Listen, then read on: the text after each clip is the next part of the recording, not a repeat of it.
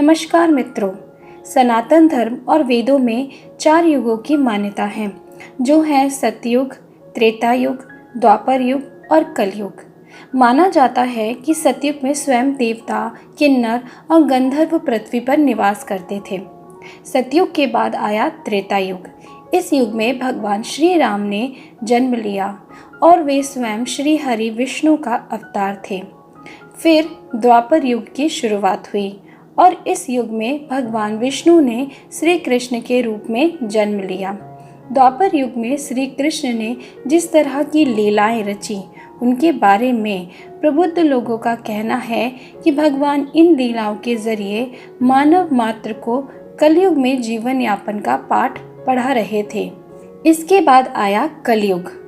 कलयुग का कालखंड सबसे छोटा माना जाता है और माना जाता है कि कलयुग में भगवान विष्णु का 10वां अवतार होगा, जिसका नाम होगा कलिक। वर्तमान समय में कलयुग ही चल रहा है। विष्णु पुराण में कलयुग के वर्णन करते हुए लिखा है कि कलयुग में पाप इतना अधिक हो जाएगा कि सृष्टि का संतुलन ही बिगड़ जाएगा।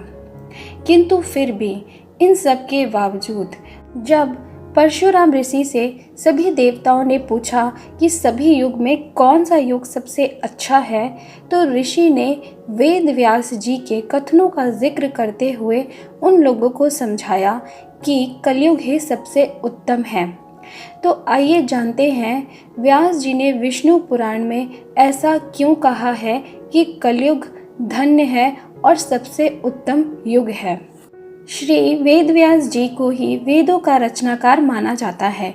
वेदव्यास जी से जुड़ी एक पौराणिक कथा के अनुसार वेदव्यास जी ने सभी युगों में कलयुग को श्रेष्ठ युग कहा है। ये चौंकाने वाली बात ज़रूर है, क्योंकि कलयुग में तो सबसे अधिक पाप और अत्याचार होगा। वेदों और धार्मिक ग्रंथों में ऐसा कहा गया है। अगर ऐसा है तो कलयुग सबसे श्रेष्ठ कैसे हुआ?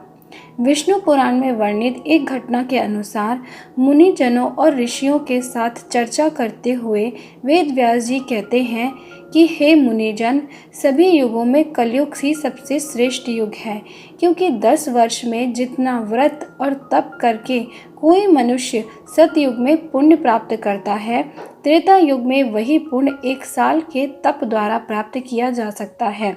ठीक इसी प्रकार उतना ही पुण्य द्वापर युग में 1 महीने के तप से प्राप्त किया जा सकता है। तो कलयुग में इतना ही बड़ा पुण्य मात्र 1 दिन के तप से प्राप्त किया जा सकता है। इस तरह व्रत और तप के फल की प्राप्ति के लिए कलयुग ही सबसे श्रेष्ठ समय है।